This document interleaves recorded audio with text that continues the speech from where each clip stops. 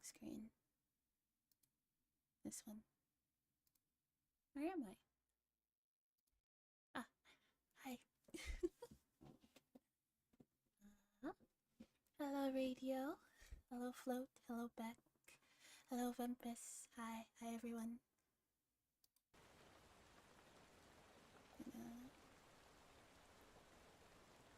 I'm gonna turn on the rain sounds.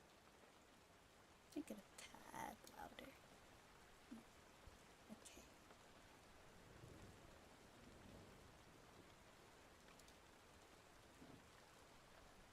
Where's the book?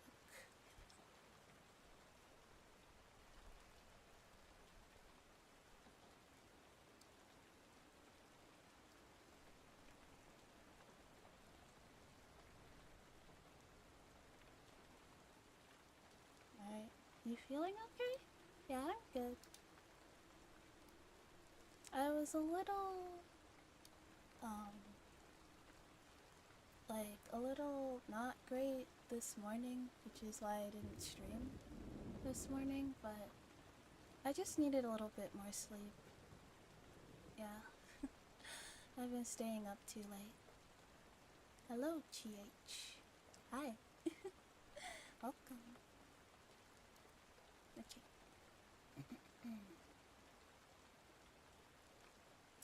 Alright, we're on chapter 3.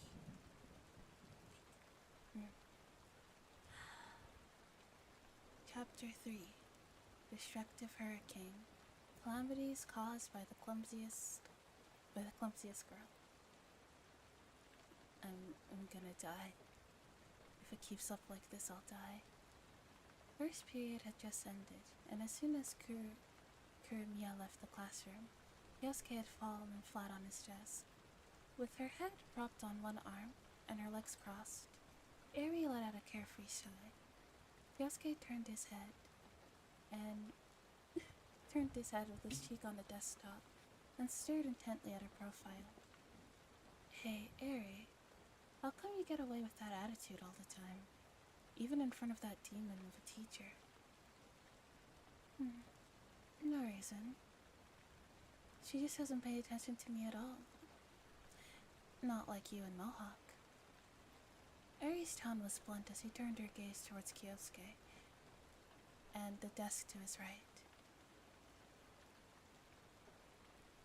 Wish I got to sleep nice. Been having a cough so painful. It's so painful throat after waking up I had to take painkillers. Oh, I'm sorry. I hope you feel better, Vempy.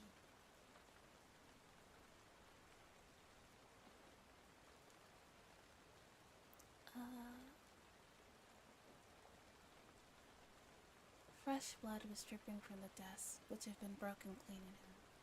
Their classmate with the mohawk, who had been sitting there before the start of class, was gone. He had picked a fight with Kurumiya first thing in the morning, when he said, "You're looking tiny and cute today as well, aren't you?" It had taken all of 2 seconds for Kurumiya to wipe the floor with him again, but thanks to his provocation, the teacher's mood had turned foul. On the receiving end of that temper were Mohawk's other classmates, namely Kyosuke. It doesn't make sense. Why would she pick on me alone during the morality lesson? Kyosuke lamented. It was totally unreasonable for her to say stuff like, "Hey, Kamiya, put me back in a good mood, make me laugh." I don't know what she meant by that. Plus, she got violent if I started to bore her. And morality lessons are bullshit anyway. Well, whatever. At least you made her laugh a little bit. It was a scornful laugh, though, wasn't it? That atmosphere was so traumatic, really. As soon as the words left his mouth, he was reminded of the chilly atmosphere in the room earlier, and grew more and more dejected. Earlier, Kyosuke had done a spur-of-the-moment impression of a worker at a much bigger restaurant, in a desperate bid to lift Kuriyama's mood.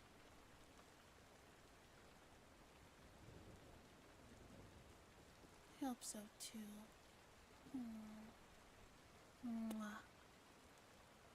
soon.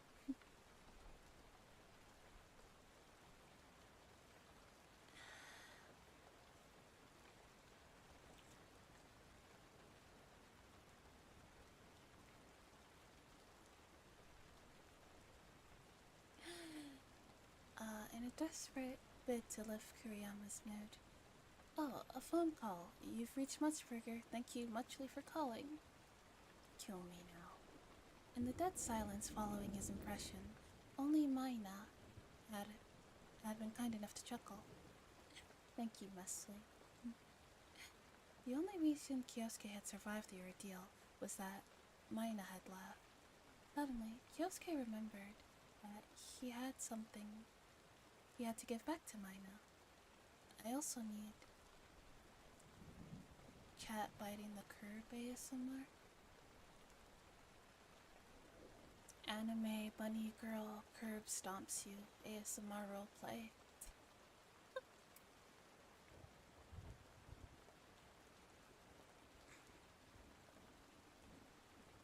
I also need to clear up that misunderstanding from earlier, so I'd better hurry up and talk to... Huh? As Kyosuke, checking his pocket for the handkerchief, rose from his desk, he noticed that Maina was not in her seat.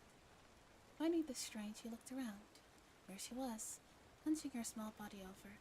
She was trying to leave quietly out the door in the front of the classroom, without drawing attention to herself. And it seemed like Kyosuke wasn't the only one who'd noticed her behavior. They're watching her, aren't they? Harry muttered in a low voice. Kyosuke frowned silently. 3 boys who had been leaning against the wall chatting, Shinji, Osami, and Nogi, left the classroom one by one, following Maina. Shinji was the leader, the necrophiliac quote-unquote strangler who had killed 2 girls with his bare hands. Laughed with narrow eyes, licking his lips like a poisonous snake, hunting its prey. This is no good, Kyosuke mumbled. I'm stepping out for a bit. His hesitation was only momentary. Before he could get the words out, his body began moving of its own accord. Eri watched Kyosuke stand and kick his chair back. That's a surprise. Are you going to save her? Or join in the fun? Don't be an idiot, Kyosuke scoffed. Of course I'm going to help her. How could I ignore something like this? Well, aren't you kind? Kyosuke, for a murderer who killed 12 people. Shut up. I can be kind too, you know. Eri pointed at Kyosuke with one manicured fingernail. I understand how you feel. If you hadn't gone, I would have. She spoke so low it sounded as if though she was talking to herself. Kyosuke's eyebrows raised in surprise. If I hadn't gone, just what do you mean, Eri? It's nothing, she replied tersely. Anyway, shouldn't you get going? You'll lose sight of them soon. Crap. I'm off to help. Peacefully, if possible. Peacefully? Well, whatever. Try your best not to get killed. With a send-off wave from Eri, Kyosuke hustled out of the classroom. Her final words still rung around in his head. He was afraid of the all-too-likely scenario, and did not have a reply.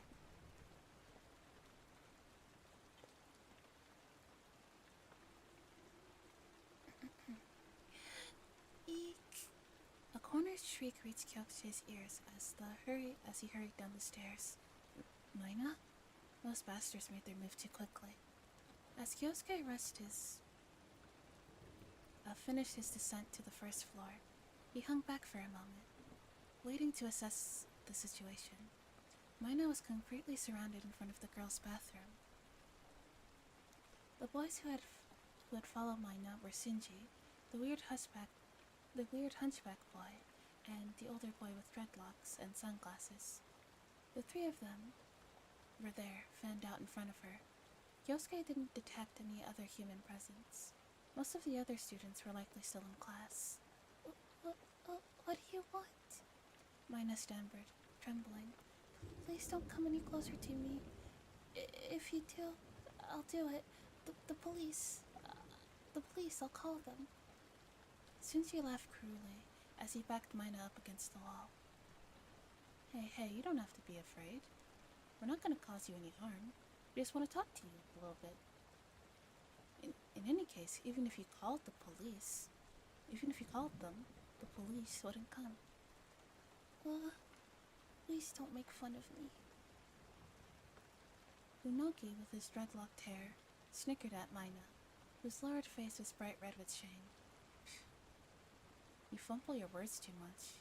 Besides, even if you weren't shaking like a leaf, we still wouldn't want to do anything nasty to you, so please relax. Isn't that right, Shinji? Yes, of course not.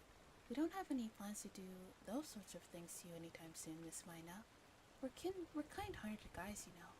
In fact, we ought to take our time to get to know each other really well, don't you think? I don't like this. Usami giggled. Striped panties, white... What the fuck?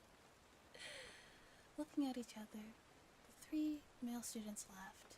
Their vulgar intentions were transparently obvious. The hunchback Usami lowered his awkward body down on all floors, brazenly peering up under Mina's skirt. With her eyes greased slightly shut, she didn't notice at all. So, the school-issued underpants don't just come in black and white. There's a blue stripe pattern as well, huh? Wait, who cares about that? We'll help her quickly, Kyosuke Kamina. Getting his head back on straight, Kyosuke took a deep breath. He formed a fist and hardened his resolve. Then, jamming his hands into his pockets, he assumed a casual demeanor and stepped out around the corner.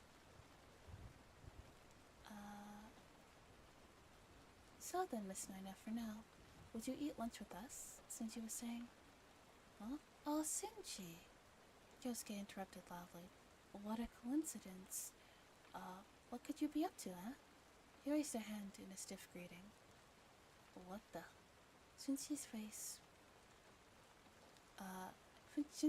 turned at Kyosuke's words. Was hideous. Only one of his bloodshot eyes was open wide. His mouth was crooked. As soon as he recognized Kyosuke, however, his murderous expression quickly morphed into a friendly, disarming smile. Oh, if it isn't Mr. Kamina, what brings you around? Well, nothing special. The bathrooms upstairs was crowded, so, you know. Kyosuke, shuddering. Yes, hi, hello. Thanks for subscribing to the channel. Shuddering at Sunji's sudden metamorphosis, forced to laugh. For a second there, he really looked like he was going to kill me. Cold sweat rolled down his back.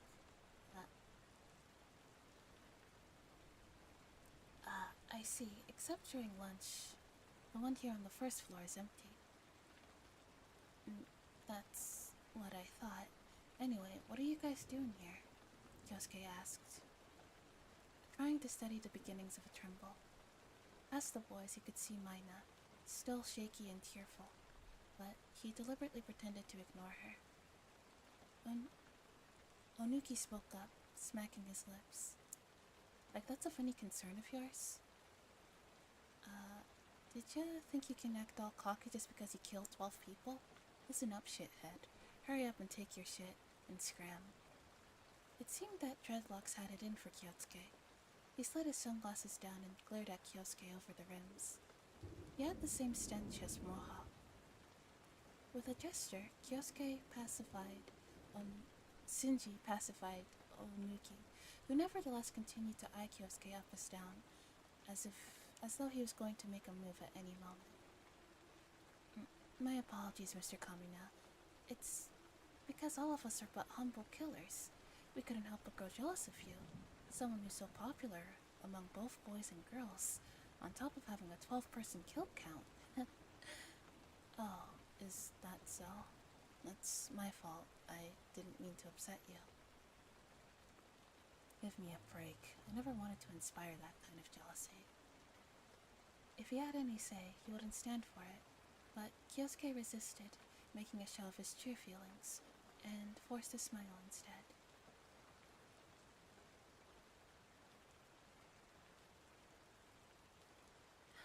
Only Usami continued to entirely ignore Kyosuke's very existence, instead focusing entirely on examining the space under Mina's skirt from a variety of angles. In some ways, he was the most frightening one. He's really lost it. Just then, Mina, who had been hanging her head, opened her eyes, wide in apparent terror. Shaking with fear and anxiety, staring out into space, she saw Kyosuke. In a flash, her flax-colored eyes opened wide. Trying to reassure the startled girl, Kyosuke summoned the most cheerful voice he could manage. Jeez, Mina, this is the second time we've met like this, isn't it? Speaking of which, I have the handkerchief you dropped last time we talked, so... Kyosuke Kamina? Huh? Yeah, that's what I thought. Mina bumped into the wall as she tried to shrink away, pointing a shaking finger at Kyosuke. Her face was filled with fear and shock. Her speech was incomprehensible as last time. Why are you here? I know why.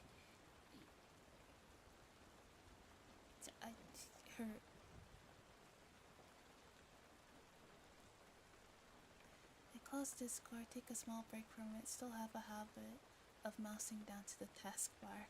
Oh, it's not open.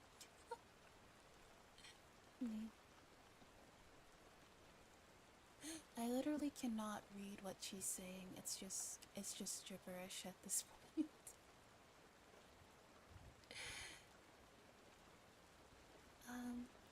You give your underlings orders, and then you take it from there. Is that it? How scary. Stumbling over every syllable, it was nearly impossible to make out even a single word of what she was saying. Underling? Who's underling, huh? Sharp-eared Onuki shouted. Mina, now even more frightened, looked like she was going to faint. She held her head with both hands and teetered, sobbing. Kyosuke tried again to reassure her. Calm down, Mina. I'm not friends with these guys. It's just a coincidence. Mina shrieked, crossed her arms, and took off in a dash. Using her small stature skillfully, she slipped past Kyosuke's flank and tried to run away as fast as her legs would carry her. Hey you, wait up. Responding right away, Onoki grabbed Mina's arm and stopped her.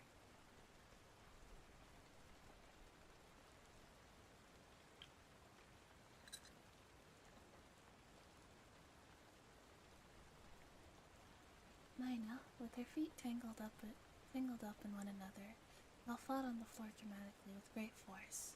Then, what? Mina put the force of her fall to use, and Onuki, who had been grabbing her wrist, was thrown clear overhead. Having been thrown flying, his body glided through the air at a height almost grazing the ceiling, and he landed headfirst in the hallway, about 5 meters away. What? His head made an inauspicious noise upon impact. Huh? What was that just now? Kyosuke was of course taken aback, as were Shinji and Usami. That must have been a coincidence. Or did she do it on purpose? I don't get it. Cutting loose with enough force to throw a person flying, no. Letting go at the precise moment to make a person go flying, whether by coincidence or on purpose, would be absurd. Ugh. Mina, who was laying prostrate on the hall,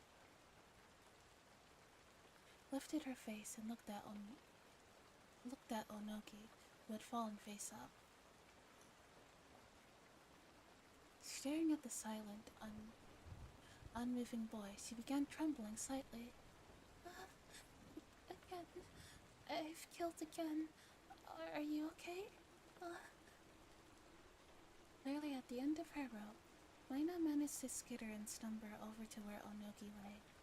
Redlux regained his senses with a groan, somehow still alive. As he began to pick himself up, he noticed Mina approaching, and for a second, their eyes met. Mina's face suddenly brightened. Great, you're alive. Oh.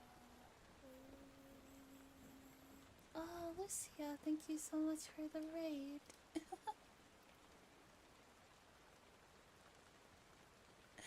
Thank you so much for the raid. Welcome, raiders.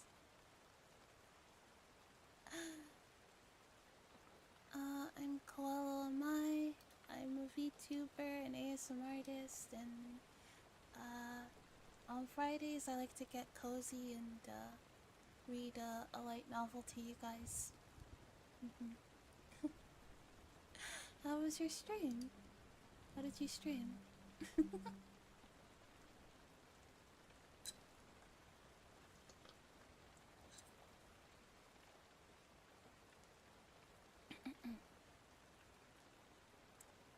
Where was it? Yes, hi, hello. Thank you for following. Oh, Bug Snacks. Oh, I've been meaning to play that game for a while. It looks so cute. Was it fun?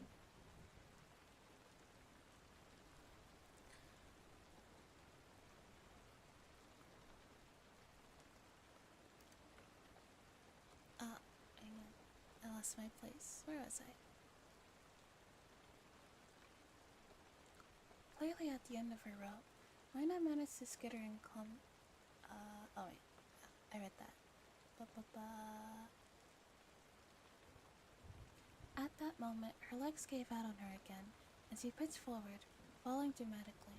As she did, her elbow, which had by chance been sticking out, had landed squarely on Onugi's stomach in a magnificent elbow drop. Despite her small size, it seemed that the running start had afforded Mina's maneuver a lot of power. Foam flying from his mouth and the whites of his eyes showing, Onogi was completely unable to move this time. No, wait, that had to have been on purpose. Kyosuke couldn't help but think so. But if it had been, Mina was acting very strangely.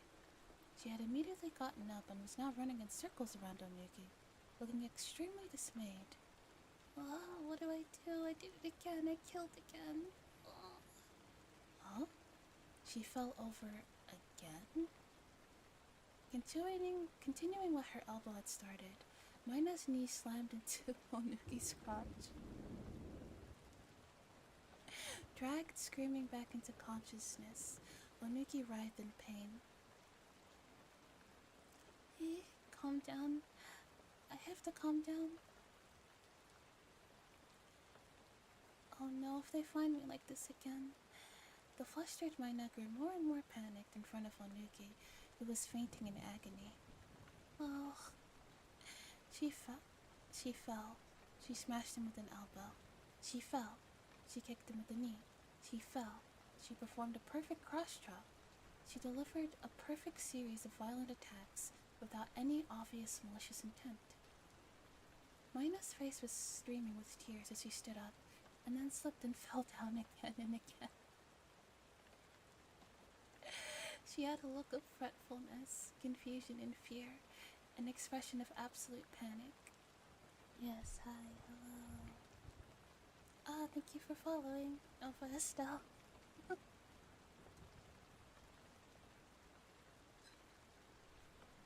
This girl is a disaster.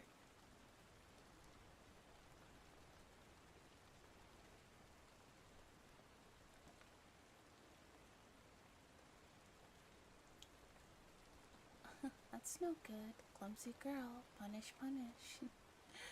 Usumi was the only one who moved, as Kyosuke and Shinji stood together paralyzed. Mina stood up after concluding her 8th round of attacks, and Usami closed in on her, nearly crawling on the ground. While he wiggled the finger... While he wiggled the fingers on both his hands relentlessly, he approached her in a flash. Noticing he saw me drawing near, Mina shrieked. Something's coming over here, blustered he continued to stammer. Well, hello, hi Cha-Cha, welcome.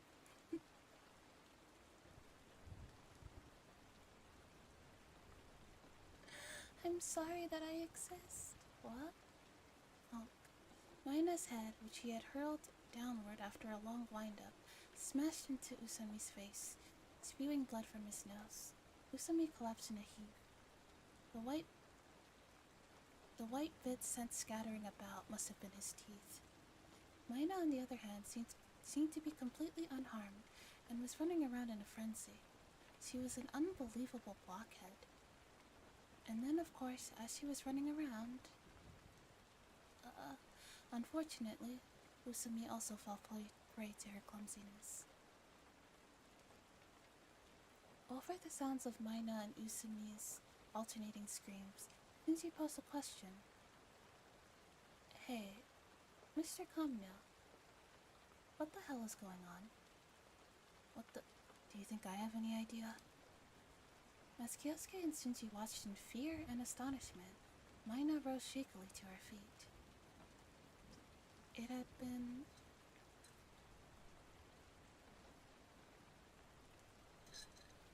probably happened when she... Yes, hi, hello. Miss Biwala, thank you for following. Welcome. As Kyosuke watched in fear and astonishment, Mina rose shakily to her feet. It had probably happened when she struck Usami in the nose. Mina's whole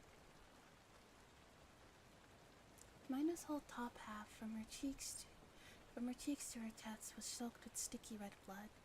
Tears fell in fat drops from her wide eyes as she sobbed.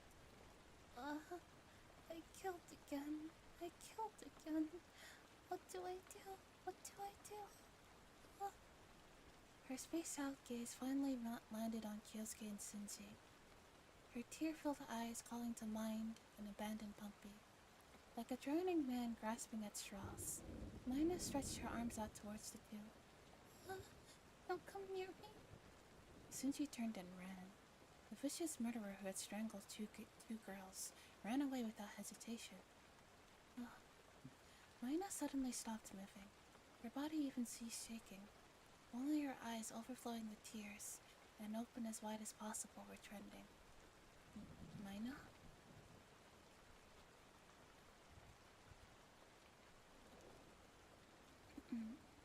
For once, it was good that it was... Got so much Sakura from getting those outfits? Nice. I love her swimsuit. It's so cute. It's so pretty. Sakura is so pretty. I love her.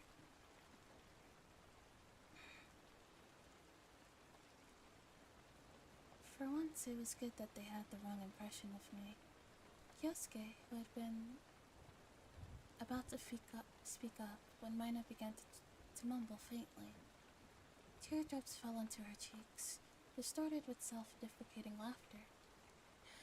Everyone around me is a murderer or worse. I feared them, avoided them, hated them. I'm an idiot.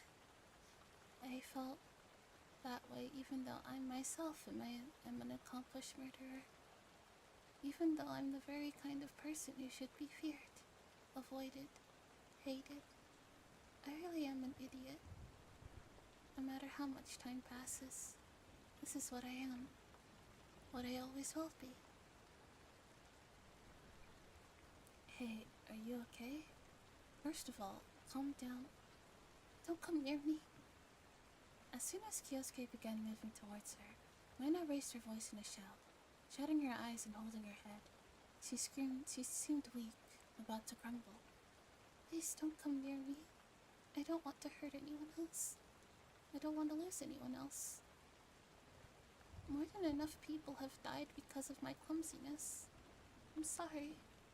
I'm sorry. I'm so sorry I was ever born. She lapsed into tears. Oh. Unable to find the right words, Kyosuke stood and said nothing. The chime indicating the end of the break period resounded through the hallway, where Mina sobbed alone.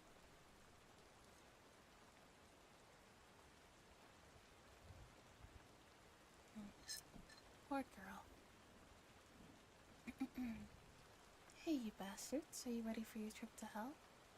A few minutes had passed, and Kyosuke was worrying over whether he should say something to Mina, who had so far shown no signs of crying herself out.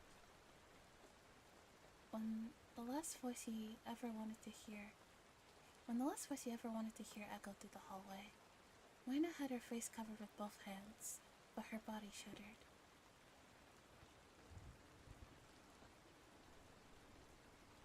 5. Do you know what that number means? It's the number of times in the last 2 days I've had to really discipline someone. Now, that was mostly that annoying mohawk, but I swear, you're all giving me so much trouble. How far will you have to push me before you're satisfied, huh?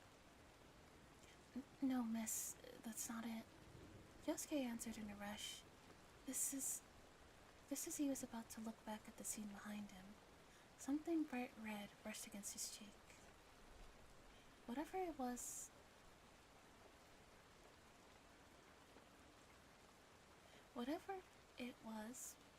that Kurumiya had lobbed at him with one hand, it traced a gentle parabola, passing in front of Mina and between Onugi and Usumi before it landed with a thud. It was a young man covered in blood from head to toe. It was Shinji, reformed and almost unrecognizable. What? Catching a glimpse of Shinji's battered form was enough to send Mina into a full-speed retreat. Scooting back across the floor, she slid past Kyosuke in an instant. Hey, stop right there. Where are you going? You can't escape. Kurimiya shouted after her. Sorry. As Maya tried to slip past her evil teacher, Kurimiya caught her by the scruff of her neck and hoisted her upward. In her other hand, she held the blood-soaked iron pipe. Forgive me. Forgive. Mina, now in a complete panic, stretched her dainty arms and legs, struggling for dear life. Shut up, Kuriyama roared, a bloodthirsty expression painted across her face. She readied the iron pipe, and Mina instantly quieted down, dangling like a dead fish with a blank look in her eyes. Irakurashi, I'll hear a detailed report for you in the discipline room. It appears that you are the one who caused this mess, isn't it right? Is that right? Though I beat the basic outline of the situation out of this Tome asshole I caught in the hallway over there. Oh. And by the way, Kuromiya glared at Kyosuke. Why the hell are you here, Kamina? Were you the leader? Typical. Well, it's just fine. Come with us to the discipline room. You seem like you're really underestimating me anyway, so I'll take this opportunity to really, truly discipline you. This time, for sure, you won't escape. Yosuke clenched his teeth and held back the objection that only made it as far as his throat. If she thinks I'm the ringleader, then I guess I must be the ringleader.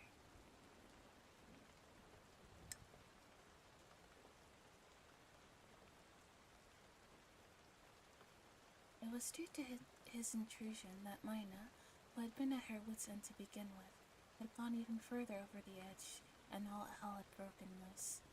If he was to be punished for that, then there was no helping it. He took a moment to strengthen his resolve before answering. I understand. This is my first time, so please be gentle.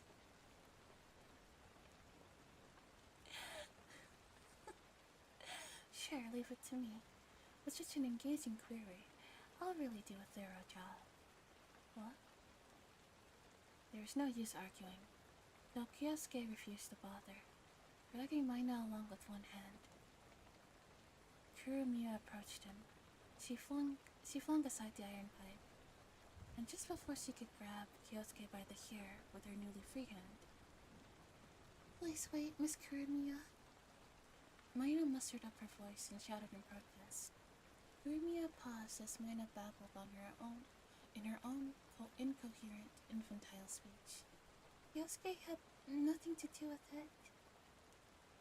He just happened to pass by coincidence. I was caught up in some trouble, so I'm telling you, Kyosuke had nothing to do with it. Mina? Without meaning to, Kyosuke looked at Mina's face. Mina, who was being dragged along by the scruff of her neck,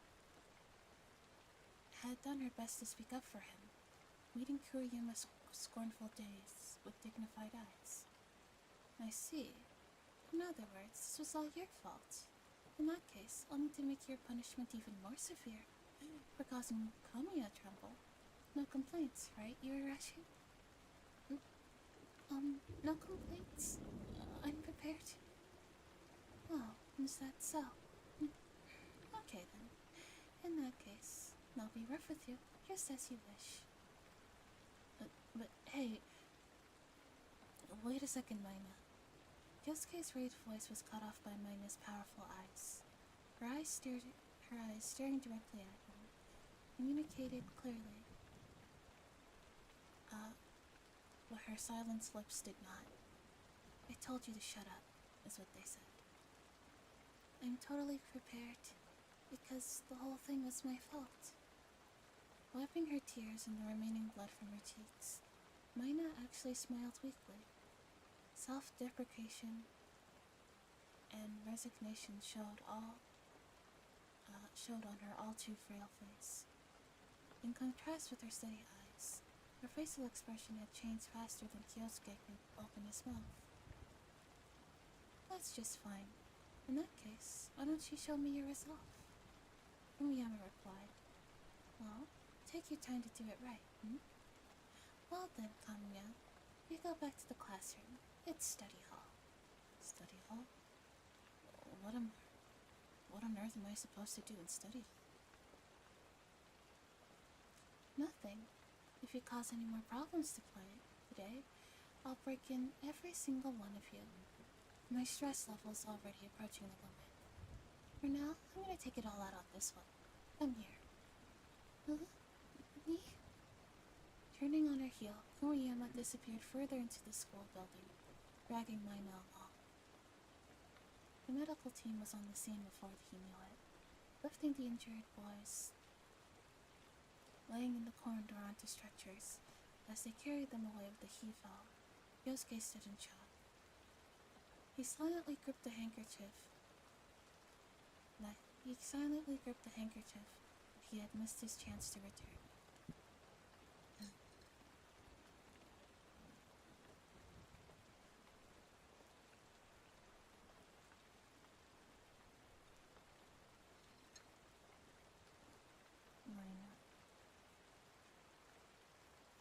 It was lunchtime. Kyosuke had resolved to speak with Mina, who had just returned a moment ago. Sitting in her seat, staring out blankly into space, Mina was unresponsive. She'd been burned completely out. She wore her school jersey, and despite the bandages and gauze taped to her cheeks, it didn't seem to have suffered any major physical injuries. It seemed like her wounds were mental.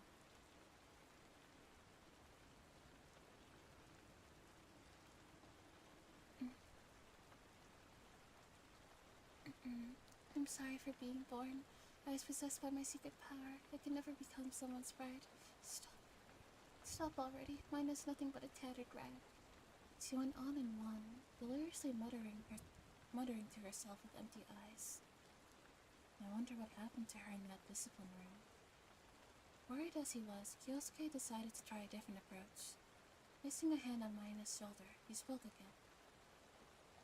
This time with his best impression of an angry Kuriyama. How is that gonna help? Hey, you, I'm gonna discipline you. Mina jumped for the start. Huh? Sorry. Besides, I already told you. Huh? In a moment, she'd come to her senses. Her eyes met Yosuke's as soon as she realized that he was not Kuromiya. Her whole body relaxed a bit. However, her face immediately stiffened up, and she brushed away Kyosuke's hand. I told you not to come near me. And please don't touch me. I'll hurt you too, you know. Maybe I might even kill you. So please, don't come near me. Don't come talk to me. Just like everyone else.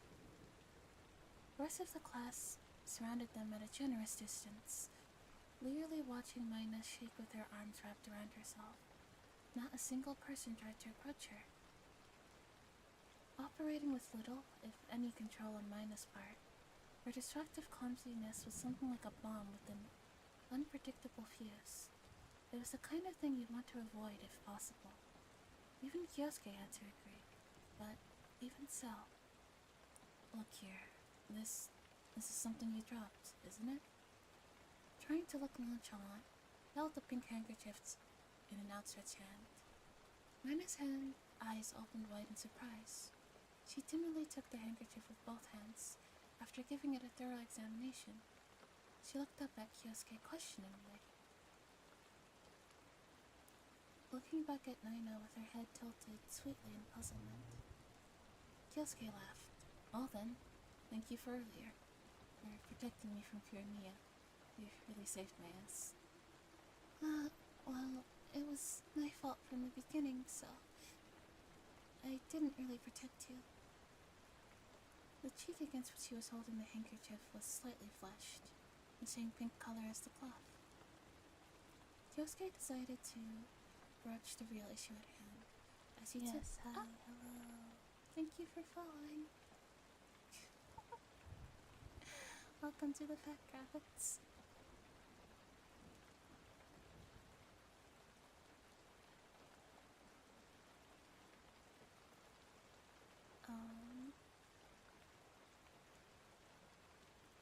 Kyosuke decided to broach the real issue at hand, as he took in this charming view of Mina. And however you want to think about it is fine. The fact is that I was saved because of you. Well, to say thanks, let me treat you to a meal. It's lunchtime now, so how about it? He said treat, but in reality, they were on a meal ticket exchange system. At any rate, it was the usual means of getting food. Huh? Lunch? Well... Come on, you don't have to worry about your clumsiness.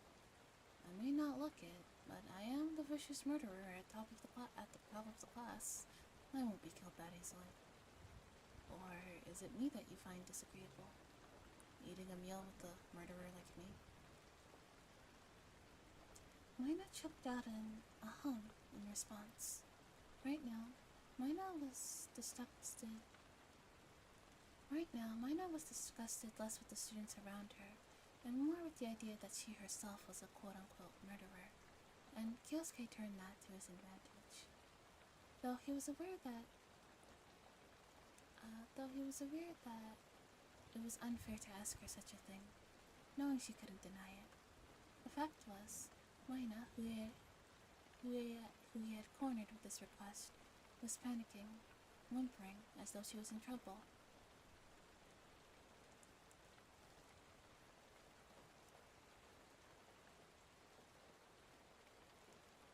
She's probably fine though.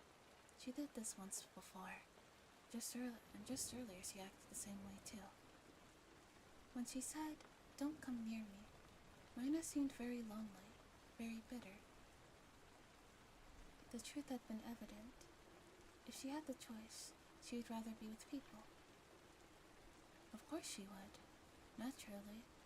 She was frightened having been thrown into a place like this. Anybody would be scared. Aside from occasionally killing people with her clumsiness, Mina was a perfectly normal girl.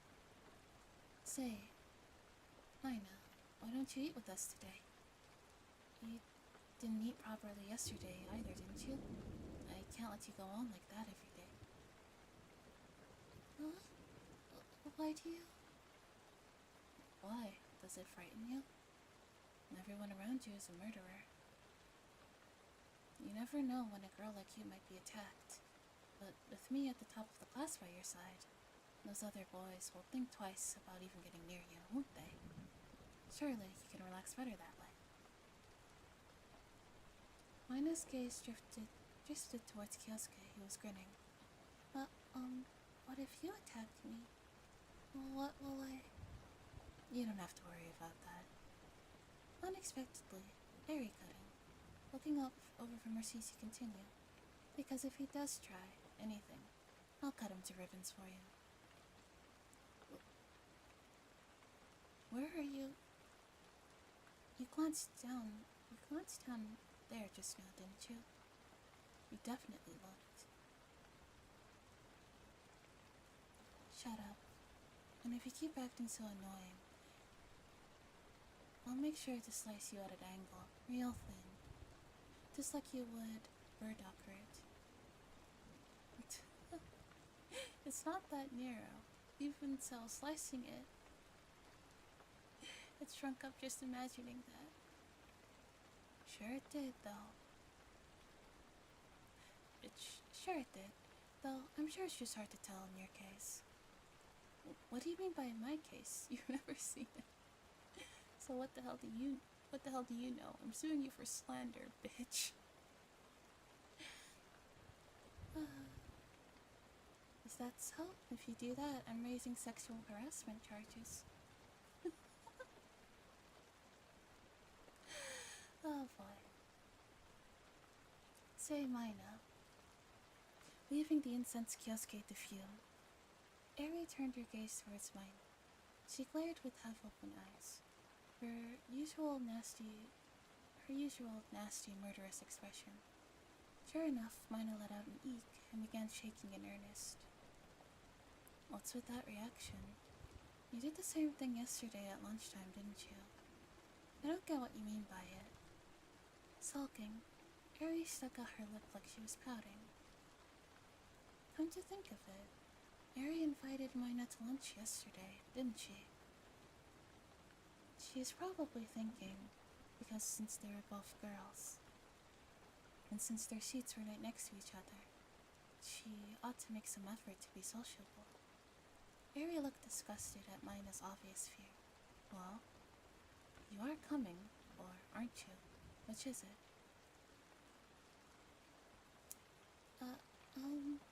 Hey Mina. Do you have any feelings of guilt about your crime? If so, why not consider this as part of your punishment and come with us? Eri's voice was smooth and distant as usual. Her forceful words had an effect and delivered a decisive blow. Punishment? That's right. Okay, since you put it that way, I'll come with you.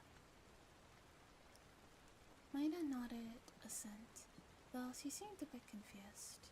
Yes, I understand. Seeing this, Eri's cheeks slackened a little. Her rust-red eyes even seemed a little happy. But when she realized Kyosuke was looking at her, she immediately turned to her usual soured look. Well, let's get going then. People are waiting on you. She turned away in irritation, quickly rising from her seat. I'm gonna turn on my fan.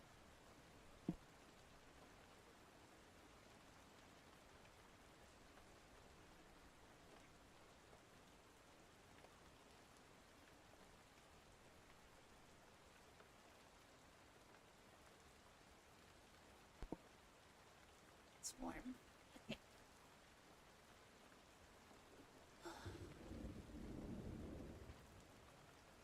The cafeteria, which was about the size of only 2 classrooms, was crowded with students. There was a thuggish older boy with tattoos on his arm, and an honest-looking youth with black-rimmed glasses. There was a girl with richly colored streaks in her hair, and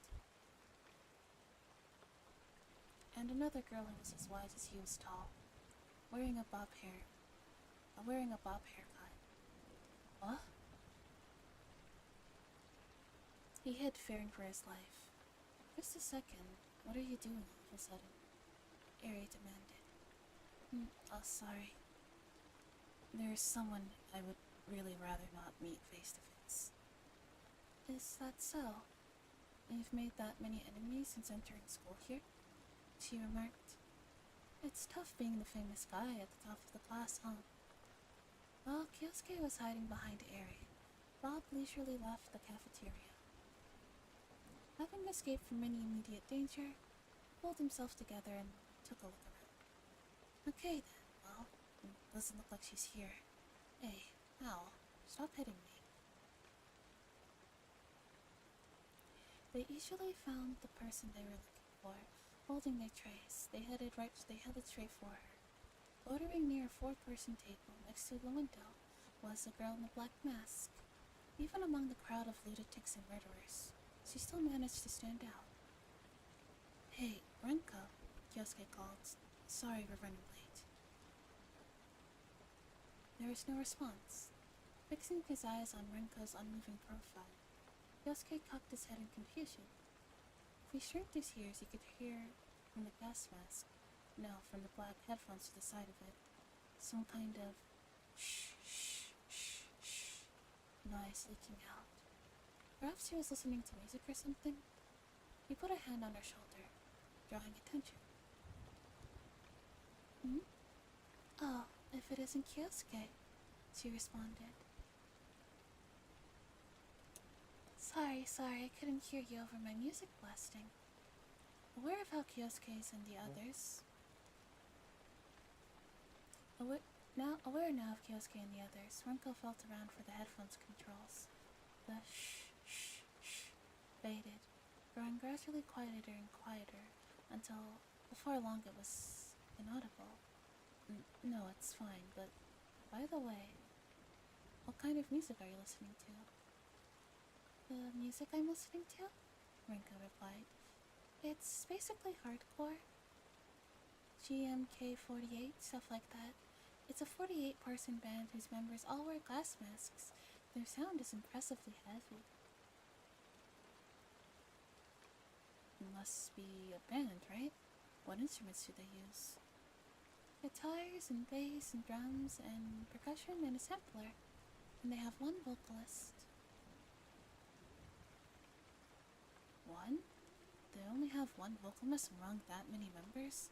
They must get drowned out by all that noise for sure.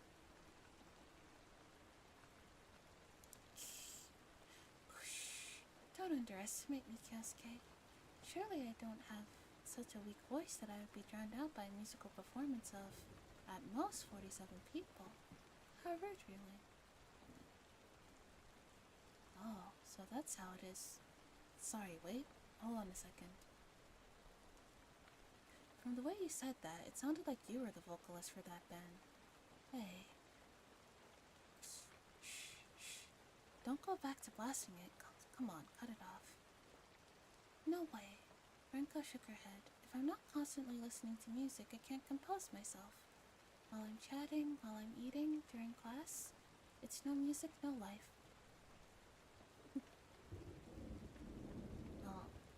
Well, could you maybe turn it down a little? What a music lover you are. On the other hand, you're no gas mask, no life, aren't you? Eri cut in, speaking nonchalantly and coldly in voice of Kyosuke, who knitted his eyebrows. Receiving this sharp cutting grasp, Renko raised her voice. Oh, Eri, that reminds me, you're here today too.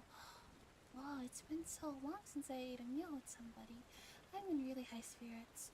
Oh, by the way, who may I ask is that girl? Pointing to Kyosuke's side. Thank you for the head pat. Where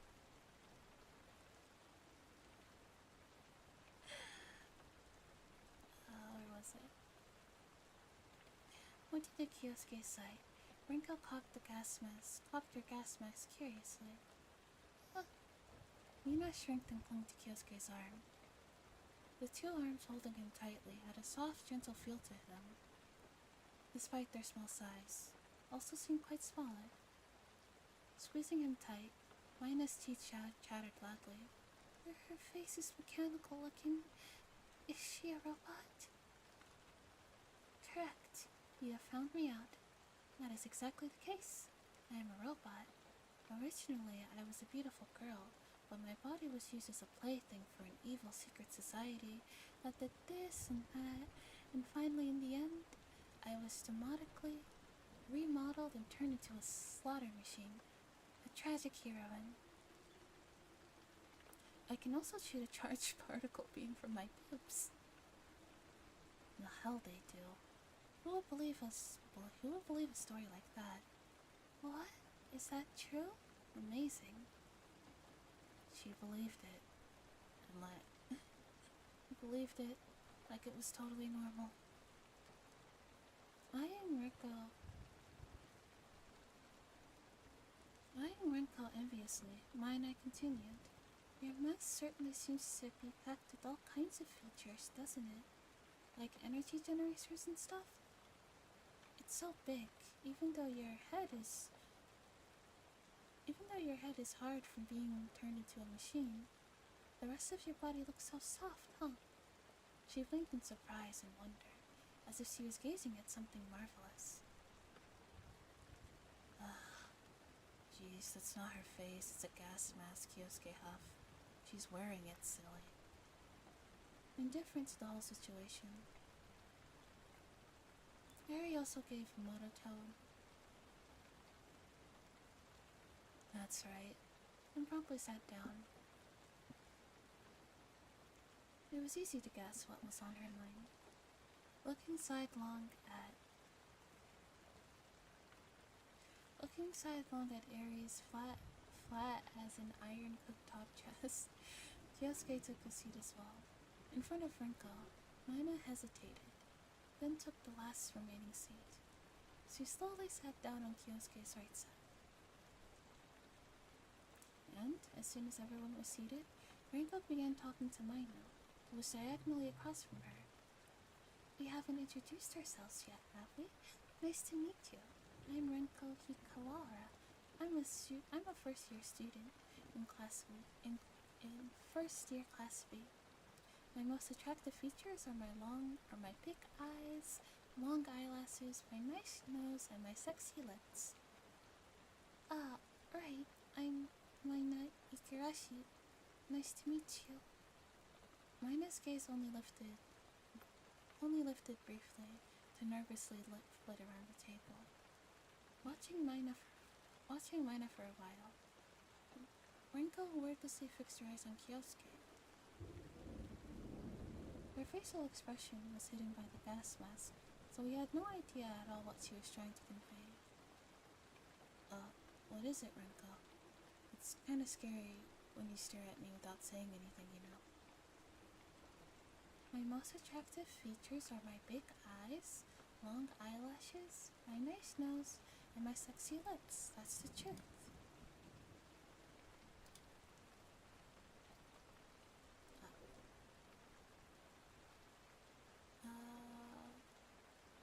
Right, I heard you. I was just gonna let it go. But I'm kind of at a loss since you've repeated yourself. Do you need attention?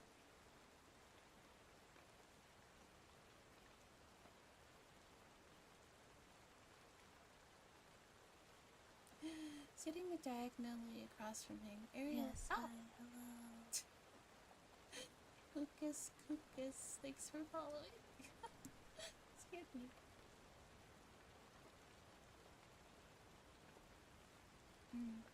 Deliberately loud enough for him to hear. Is this a couple's comedy act? How intimate. Looks like we're in the way here. After spitting this out, she picked up her chopsticks and lifted what looked like vegetable stir-fry into her mouth. She frowned. Gross.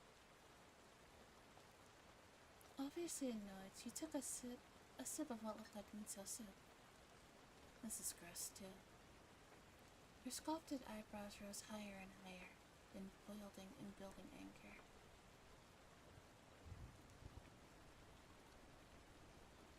She was already pissed next to the daily special garbage meal set. He had offered she had ordered off the signboard menu in the cafeteria, so before Aries' temper could get any worse, Kyosuke raised his hands to panic. There's no way you could be in the way, Aries. Whenever you're around, how do I say it? The mood tenses up. I mean, the feelings of tension, sense of urgency, feelings of oppression, and so on, relentlessly, right. Right, you're really not doing yourself any favors there, Renko remarked. Shut up, gas mask, you're not helping me out either. Don't attack your own side. Yeah, you're right, I'm not the straight man, I'm the fool. In other words, I'm pretty sure I'm the one who's supposed to take it all. Why do you have to go and rephrase it like that? You just wanted to say you're the one who gets fucked, you perverted gas mask. Oh my god. Oh boy, I'm enjoying this light novel, but it's so sus. Well, just as I thought, it's time to head back. Well, wait, Eri, Renko pleaded. We've just barely begun to get to know each other. I want to become friends with you. Don't go, please. That's what I want, really. She squeezed her breasts together as she begged Eri, who was half standing with her tray in her hand. To stay. Using both hands to push the heavy, right and left bulges together into the center, Renko bowed her head. What the hell is this? I thought you were supposed to clap your hands together when you make a request. Oh. However, Renko's approach appeared to be extremely effective. Looking down at her, Eri's cheek twitched. She was at a loss for words, mentally comparing her own completely flat chest with Renko's boosted boobs. Okay, I'll get it. They're great if you have them, but oh. Tutoru, まゆしだよ.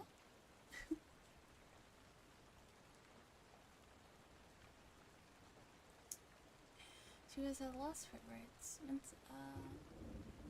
Okay, I get it. They're great if you have them, but only if. Yeah.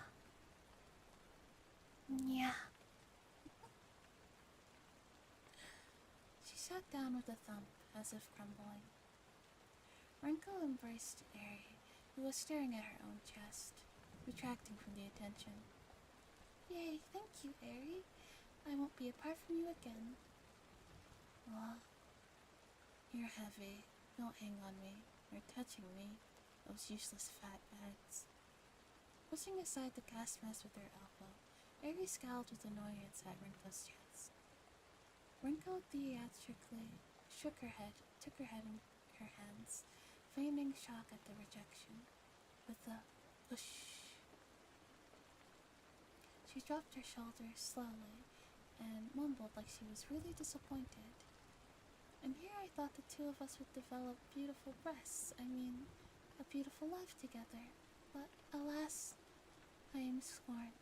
My chest heaves with sadness. Eri was looking more and more bloodthirsty. Without even giving Eri time to make a comeback, Renko quickly looked up and continued. However, I am not discouraged, because when I make a sad face, the people around me also start to feel gloomy. I smile even in bitter times. If I got a brightly smiling face, everyone else smiles too. Every time. That's what I believe. Pressing her hands together as if in prayer, Renko delivered her speech with passion. No one can see your face thanks to the mask, though. Without facial expressions, your words are meaningless. Yosuke really wanted to put back at her with something like that, but restrained himself, partly because it seemed like he might once again get caught up into Renko's weird way of doing things. Plus, I don't want to provoke Eri any further. Yosuke stayed quiet and slipped his own daily special garbage udon meal.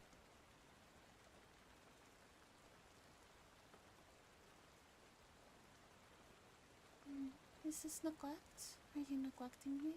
Fine then, but I'm going to stretch eat. There's no stopping me now.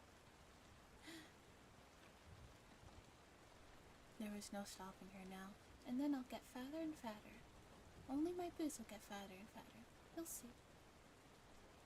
Sulking, she rummaged around in her backpack for something under Aries' raffle gear. Eventually, she pulled out some sort of device shaped like a thin black tube and placed it on the table. What's that? She let out Kyosuke's worried question, though without responding in retaliation for earlier. Renko dug through her bag again. What she took out were 3 jelly drinks in a silver pack. It seemed that was Renko's lunch. With everyone watching, Renko attached the black tube to the right side of the gas mask and inserted the pointed tip to the other side and opened the jelly drink. Slurp, slurp, slurp.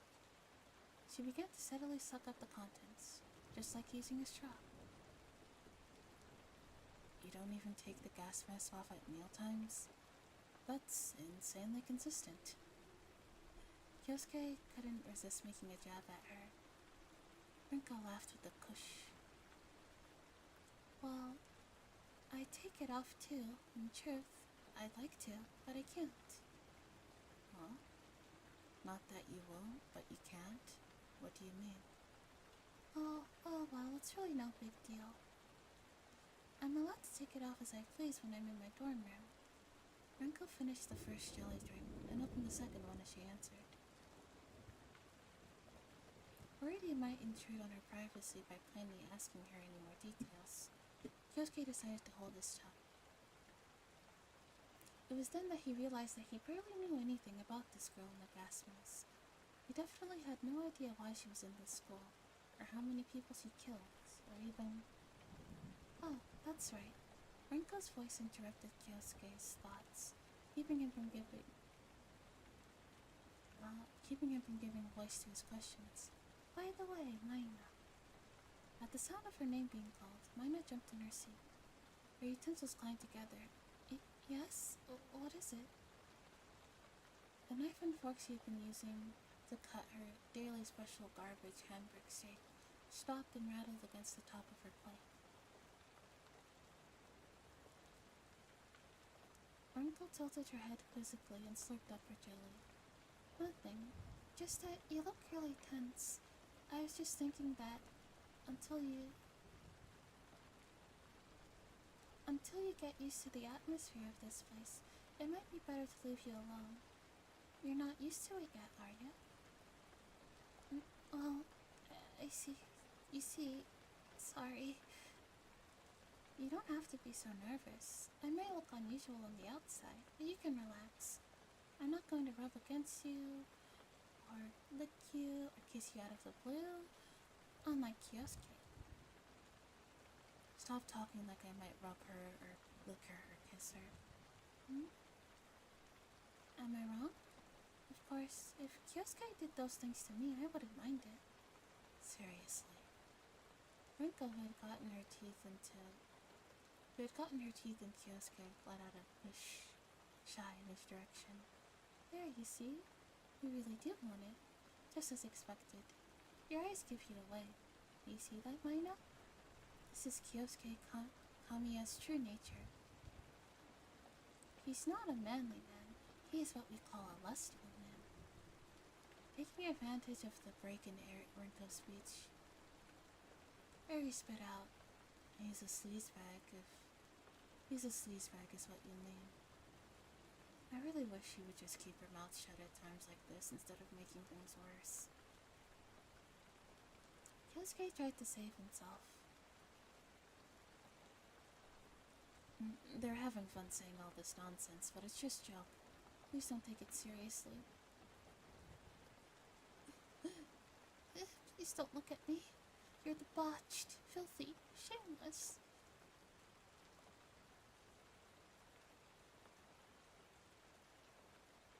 That's it. You've got it exactly right. That story about him getting busy with 12 girls and using in utero powder. To get them pregnant just by looking at them is all true. Kyosuke Kamiya is a nasty guy.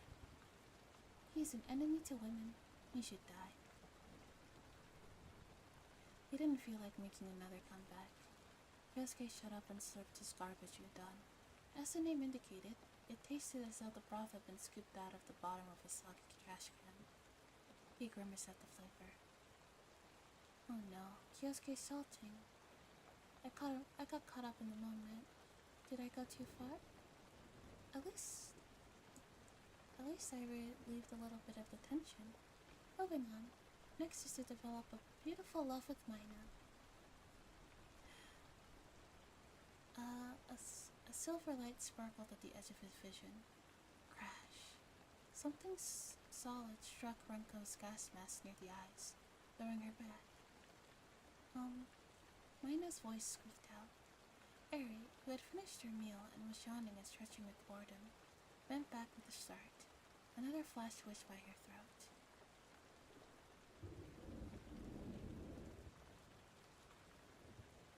The weapon that had impacted Renko's mask, a small silver knife, fell to the floor with a clatter.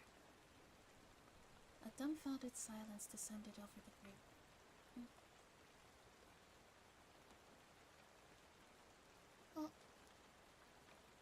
Just now that was my hand slipped in. Kyosuke, Renko, and Eri all fearfully turned to look. Mina, color draining from her face, was frozen still, holding nothing but air in her right hand. Kyosuke gulped loudly. Mina, did you throw a knife just now? Yes, sorry, it wasn't on purpose. Was, again, I managed to hydrate. It's been a bit since I drank.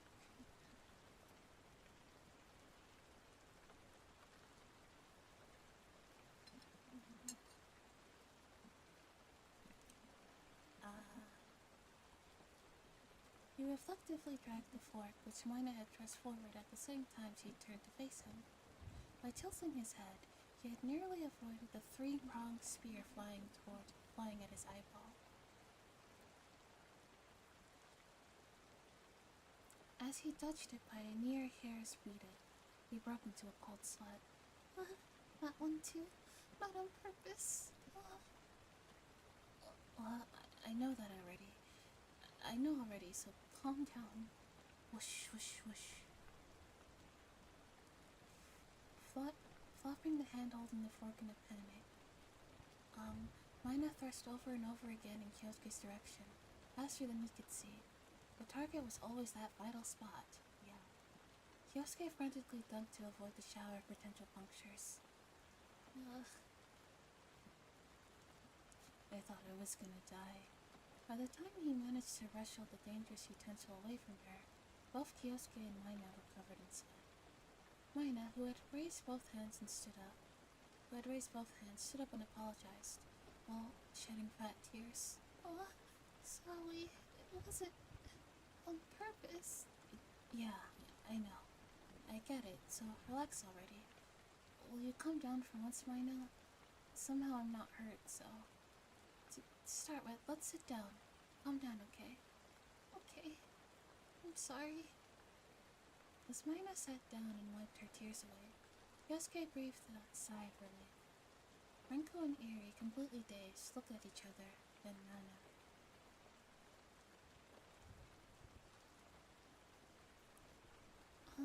What was that just now? You just straight up attacked me, didn't you? If this mask hadn't been there, that knife was on a direct course to hit my eye. I definitely would have gone blind. Honestly, I was in danger too. Your throwing power is weak, but if I hadn't been able to react, I don't know what might have happened. Now I get it. This is the clumsiness that kills people.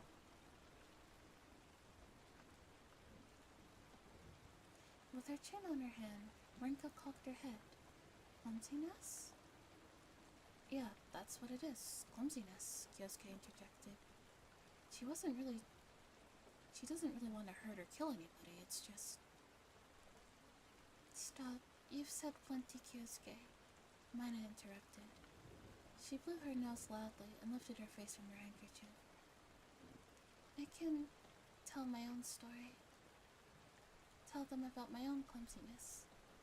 Bit by bit, in a petulant tone, Mina told them the reason why she had been thrown into the Purgatorium Remedial Academy. She began to talk slowly and quietly about the murder she committed.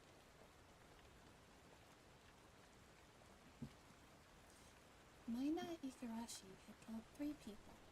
She had beaten 2 of them to death and killed 1 of them with food. Her first victim was a boy in her school class who gripped his chest in anguish the instant he took a bite of the bento box lunch Mina made. Panic-stricken Micah let loose with her clumsiness. She created a destructive hurricane in the classroom during lunchtime. As a result, there were 8 casualties, including the teachers who had come running. Among them, 2 female students had died. Mina had caused trouble, had caused a horrible, unprecedented accident. Meanwhile, the boy who had originally eaten the bento had foamed at the mouth, and also eventually passed away. In agreement with Mina's testimony that it was just ordinary cooking, no poison was found in the omelet, and it was determined to be the cause of death. However, the presence of extremely stimulating ingredients was confirmed. In other words, the moment that he ingested the omelet, the male student's digestive organs were overrun by an unimaginable stimulus.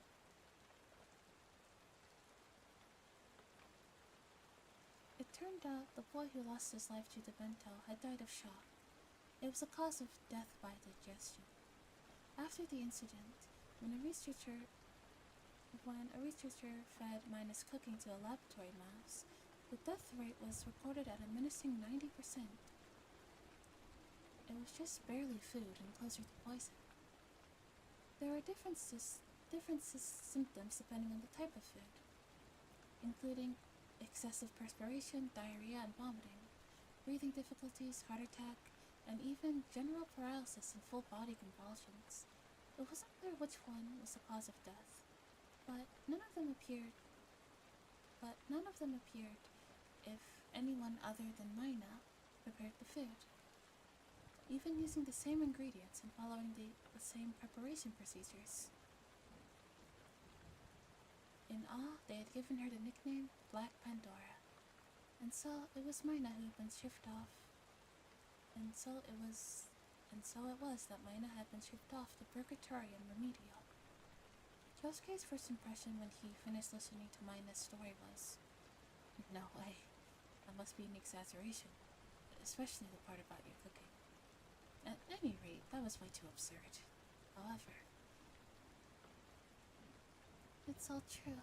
Everything. Really, it's the truth. A sob escaped from Mina's deeply downcast mask. Her tearful voice, along with the clenched fists, were shaking on her lap. Bright gave credence to the truth of her story. That's why you can't get too close to me. It's dangerous. I don't want to hurt anybody. I don't want to kill anybody, so you can't. I'm sorry if you get mixed up with me. Anything could happen. Sure. But we don't care about that, so it's fine, right? Renko interrupted. She seemed quite indifferent to the whole explanation. That's right. As expected, it's better for me to be alone, so what? Lifting her dejected face, Mina stared at Renko, who was leisurely unfastening the tube connected to the side of her gas mask. Well, you can't cook here, and you're not going out of your way to kill anyone, right? Even if you're dangerously clumsy, if we know that's how you are, we can support you. We can support you and cope with you as we like, can't we? We're just surprised as all, since we didn't know about your past. Easier said than done, remarked Kyosuke. It's not like everything will just be okay just because you think you understand the danger. Eri gave Kyosuke a stormful. His eyebrows were lidded in unease. You're an idiot, Kyosuke. It's meaningful precisely because her deadly weapon is hidden, don't you see? If an opponent knows from the beginning that she has a knife or whatever, then they might run away. Or at least be more vigilant. They become more aware. However, she stuffs herself to the gills with hidden weapons. Then someone gets too close. Well, being cut up with no warning is much scarier. In other words, the first attack is most dangerous. Because after that, you can prepare. Understand? Oh, hi, Alfie. Hello.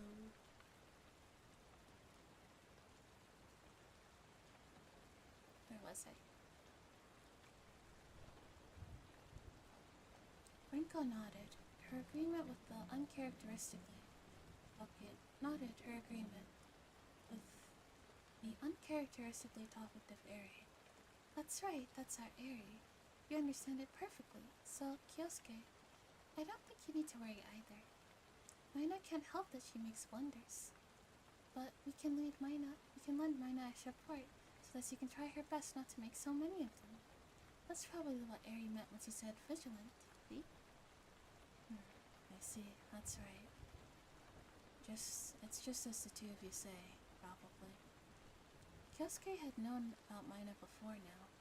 The clumsiness could lead to all kinds of destruction and certainly posed a threat. However, he had relaxed some while talking with Rinko and Eri, and he had probably been slacking in his vigilance against Mina's antics. Maybe he hadn't been considerate enough when it came to relieving Mina's nervousness. Given the timing of the last two incidents of lethal clumsiness, Kyosuke was beginning to suspect that it was triggered by critical stress. They would need to take care to practice vigilance and consideration towards Mina. But that won't change the fact that I'm dangerous, so... Still. Hanging her head again, Mina pressed the tips of her index fingers together. Surely she thought only that she had been rejected. Eri smiled bitterly at Mina's confusion. You can say that you're dangerous as much as you like, but isn't everyone around you dangerous too? There's nothing but murderers in here. There's no doubt that you're not safe here, but we can relax around you. It's the other assholes with concealed weapons and hidden insanity that are truly dangerous. They're who we have to watch out for, right? Eri's soft gaze fell on Rinko. Ignoring the piercing glint in Rinko's eyes, the freakish girl in the glass mask laughed at the doll. Yeah, that's right. I'm in agreement, Eri. By the way, you already know about my deadly weapons, don't we? Especially Kyosuke's, because you've nearly been killed by me many times already. What? Me? By you? You must be joking, Rinko. He absolutely had no memory of that. Did she mean he had nearly been killed without noticing? A shiver went up his spine.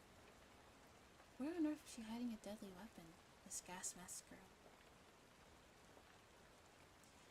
You haven't figured it out yet? My deadly weapon, it's... Kyosuke, Mina, and even Eri held their breath in anticipation. With everyone's gaze converging on her, Rinko slowly folded her arms. My boobs, duh. My opponent loses too much blood from a nosebleed and bleeds to death, or else I smother them when they suffocate. In other words, death by enchantment. It's no wonder I'm the busty killer.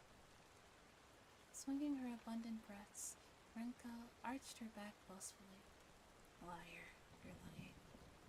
Kyosuke's and Eri's retorts were simultaneous and abrupt. This after, laughter rang out from beside Kyosuke. When he looked, he saw that Mina was giggling, tears forming in the corner of her eyes. When she noticed that she was being watched, she calmed a bit. I mean, you're all really fun. She touched her cherry blossom tinted cheeks, seemingly embarrassed. Anyway, that's what I think. It's not just that bigger is better.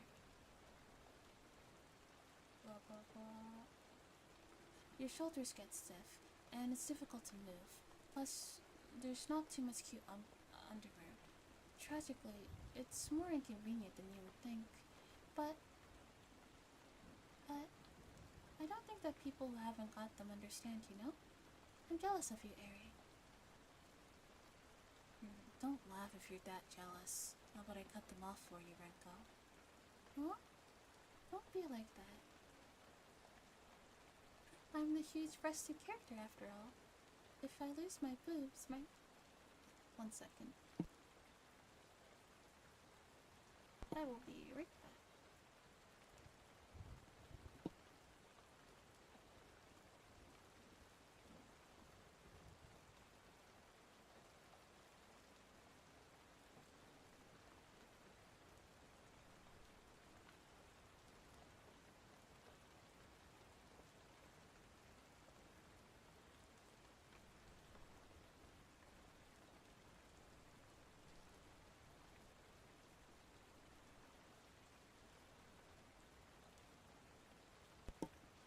Right.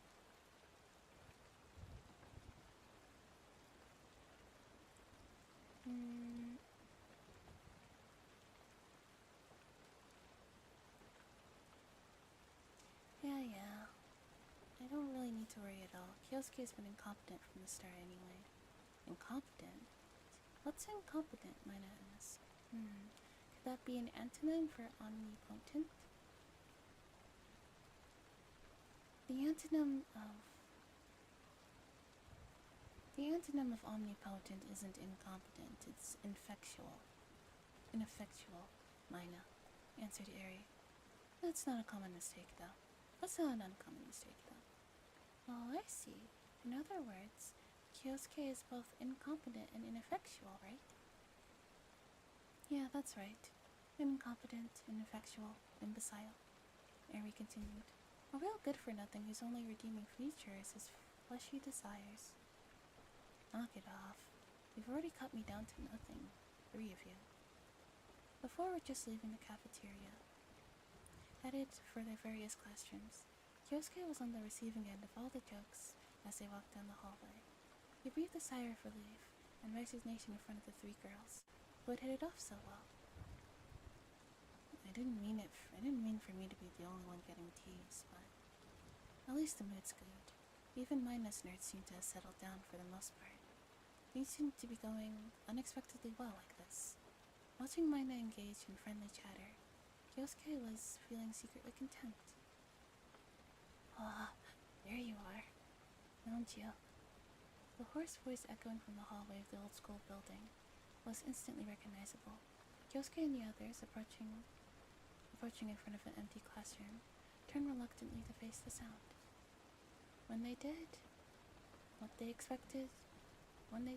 expected, there was Mohawk.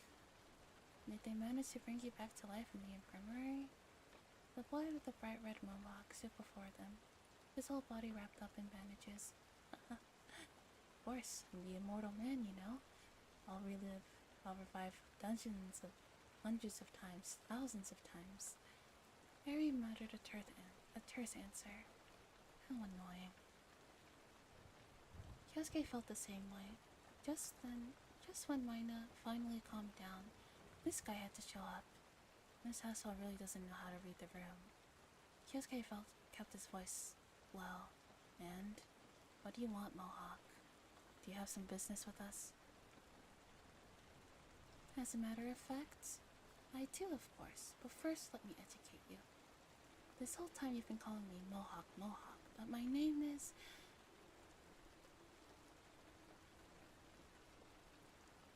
We don't have any business with you, so no need to go on, right, Mr. Kamino?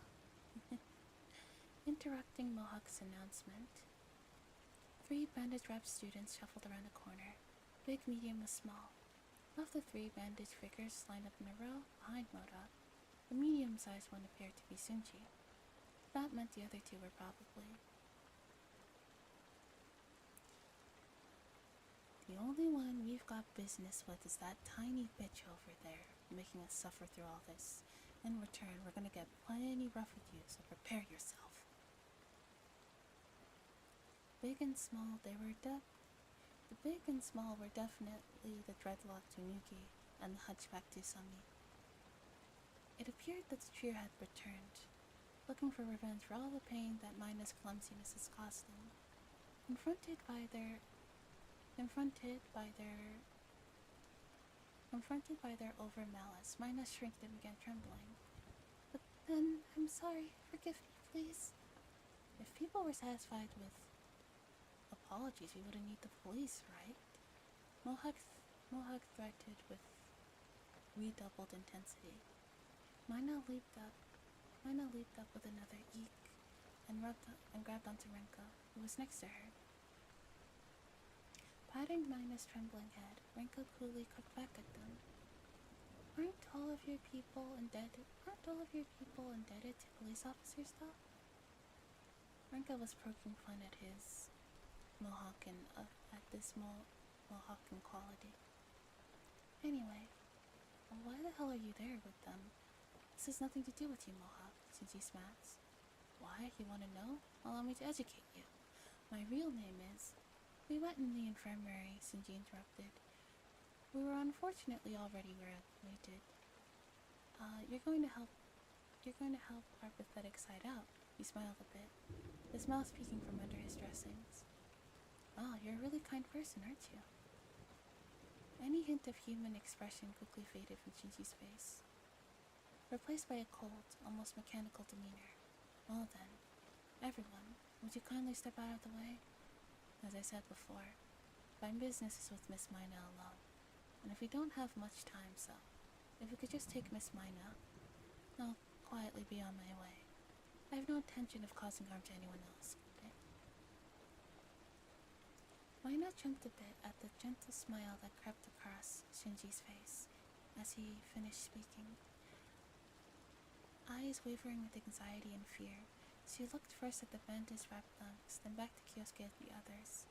She hung her head, shutting her eyes tightly, but continued to grasp onto Renko as he said in a thin, shaking voice, I understand. If this is how it is, then I'll go quiet. Oh? What is that, a joke? Eri stepped briskly out in front of Mina, positioning herself between Shinji's group and the smaller girl. She spoke bitterly, swinging her coppery red ponytail. Do you think she's just going to obediently comply with what you small fries say? Why don't you wait to spew that kind of bullshit until after you're dead? I'm about to kill you now, so you won't wait very long. That is if you lay a single finger on Mina. Her voice was dispassionate and sounded more annoyed than anything else. Her eyes opened wide. Mina's eyes opened wide. Eri, why? Isn't it obvious? Renko said. Because she's your friend. I'm not really sure what's going on, but it seems like if you're in danger, she can't stand by and watch quietly. Yeah, Eri's so kind. Renko let out a regretful sigh. She's really stealing the scene, though.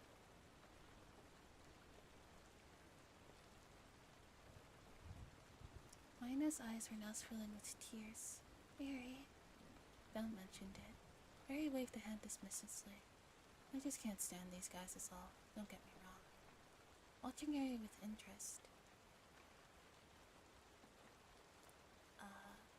Shinji licked his lips. This is unexpected. Miss Eri, however, if he's full of your friends, the rest of you girls will have to get hurt as well. Of course, I won't complain. After all, I've had my eyes on you for quite a while. Yes, hi. Oh, hello. Thanks for following. Yeah, I'll give you a warm welcome too. Unagi said, I'm a strong guy, so I'll really hold you down. Plus, you're an incredible beauty. A little flat, but I don't mind. Let's do it.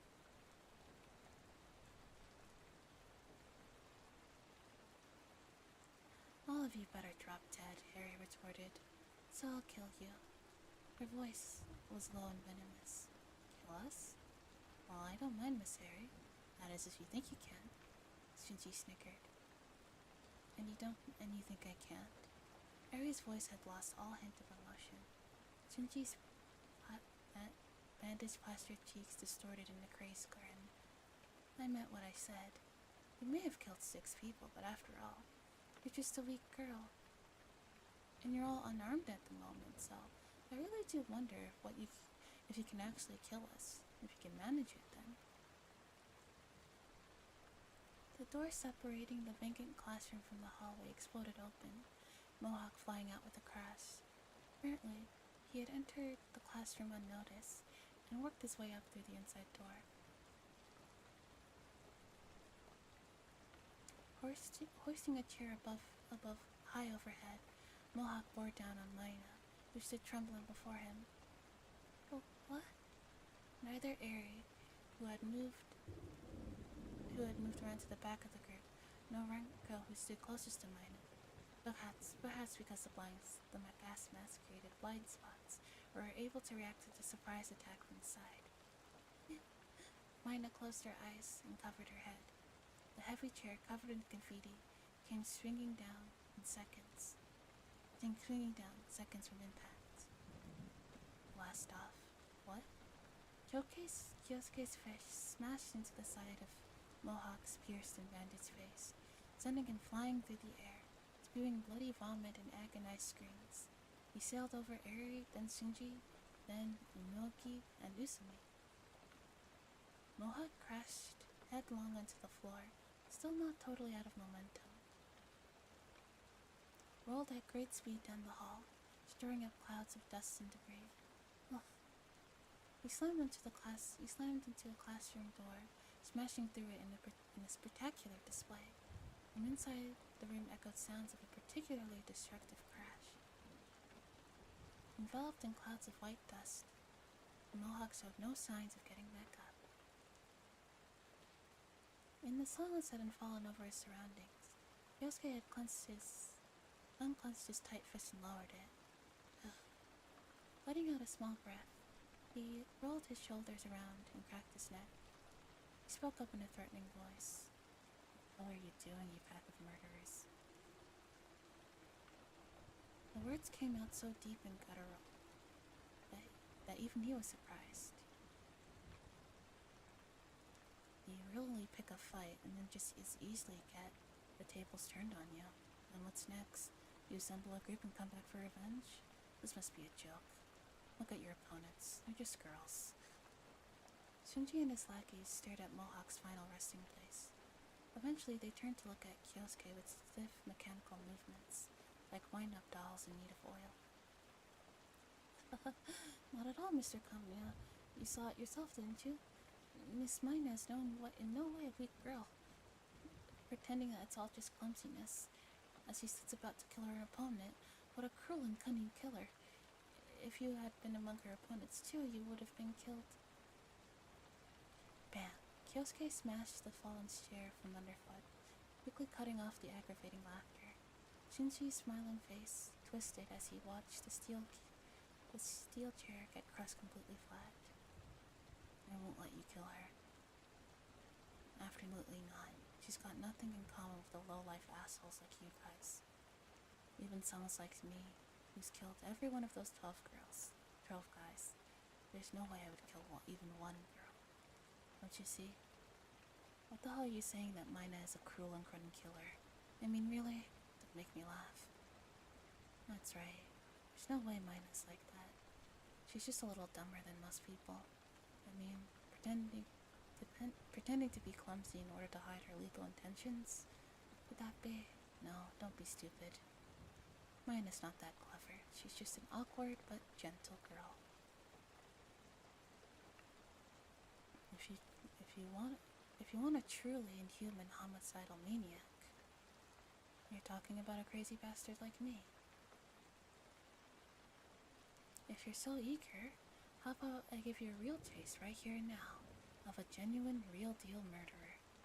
Kyosuke put one leg on the trampled chair and leaned forward, his arm on his knee, hoping his bluff would stand. He would keep Mina far away from the threat of these killers, and protect her. In order to ensure that they don't go near them again, Kyosuke decided to at least try to get some use out of the false identity he had been assigned. Unoki, Usami, and Shinji, he lorded over the three stiff faces, with what he hoped were dangerous-looking eyes. If not, then beat it. Don't ever come close to Mina, my friend, ever again. If you do, the next time. He tried to speak like he imagined someone called the warehouse butcher would speak. I'll butcher every single one of you. What? Unagi looked daunted. Usami curled up on himself, and Shinji was silent, making a sour face. Kyosuke. Mina was befuddled, while Eri whispered to herself, "Scary." Rinko just laughed quietly with a whoosh, and then, so cool. A whole crowd of students had surrounded them at a distance to watch, assembling without Kyosuke and the others noticing. Standing in the front row, Bob streaked her meaty hands and pressed her cheeks. Bob streaked her meaty hands pressed on her cheeks. No shit, that just drew a lot of attention. It was a little too late to notice now. Following Bob's outcry, the narrow hallway was filled with applause and cheers. Rinko plunked her hand down on Kyosuke's shoulders as he stood stock still in the midst of the excited cheering. Wow, Kyosuke! A solid punch and some good threats. That's expected from the top killer. And you managed to slay everyone's hearts in an instant, didn't you? If you're not careful, you'll slay me too. Could you be the Casanova killer? Before we worry about that, Kyosuke replied in a powerless voice. They're probably gonna kill me, but not my heart, but my actual body. He cast a sidelong glance at the herd of enthusiastic, frenzied murderers. Comes to think of it, Mohawk was too weak. Did he really go flying just from a punch? Or have I gotten altogether unreasonably strong? Damn it. It seemed like the situation was growing more and more problematic. As he thought about the future and about his future life at this school, Kyosuke's shoulders sagged. Getting sleepy, might go back to sleep. This cough and sore throat. Thanks for the stream and have a nice rest of the stream. Oh yeah, I was just about to end stream. Because I finished the chapter. Yeah. But yeah, I'm gonna end stream now. Good night, everyone. I hope I helped you relax, and I hope you guys have sweet dreams. And thanks for everyone who followed.